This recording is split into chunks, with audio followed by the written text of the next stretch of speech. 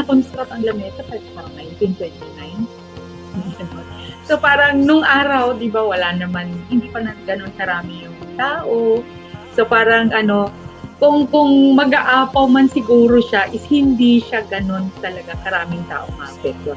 Maaring ang design ay hindi talaga siya yung kagaya ng malalaki. Kasi yung mga malalaki po na may cake, talagang ang design niya multi-purpose. Ito talaga is for water display. No? So merong mga ganun.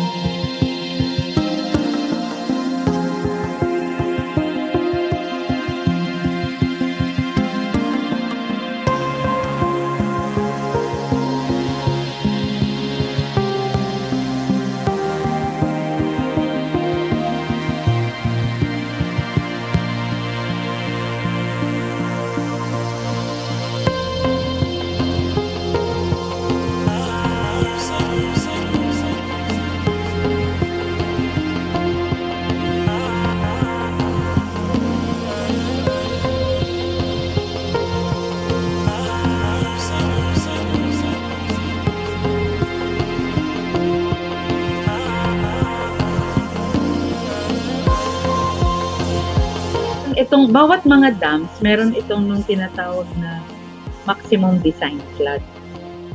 So parang baso. Hindi mo siya pwedeng punuin beyond its capacity.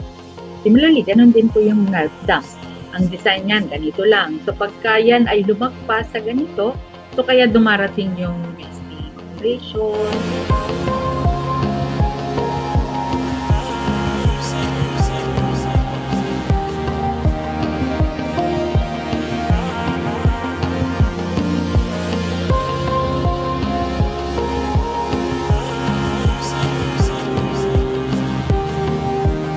Ayaw po natin na makompromise yung stability, yung structural stability ng dams kasi mas malaking problema yun. Imaginein mo, pinuno natin beyond its capacity, tapos nagkaroon ng breaching.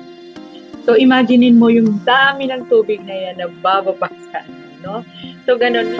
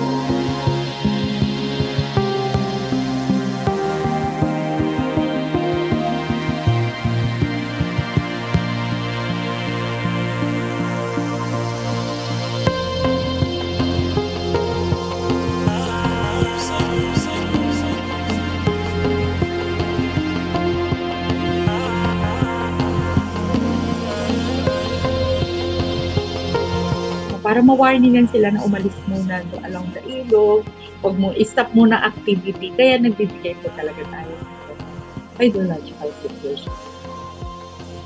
Parang para talagang masiguro natin na lahat ay ma-warningan. Kasi baka mamaya nagpapatunog naman po ng siren si Angkop North Camina, pero baka kasi hindi nila narinig. Kaya ito po, diretso kami sa LGU na ito meron pagbubukas. Kahit alam nila for redundancy, talagang paulit-ulit ito.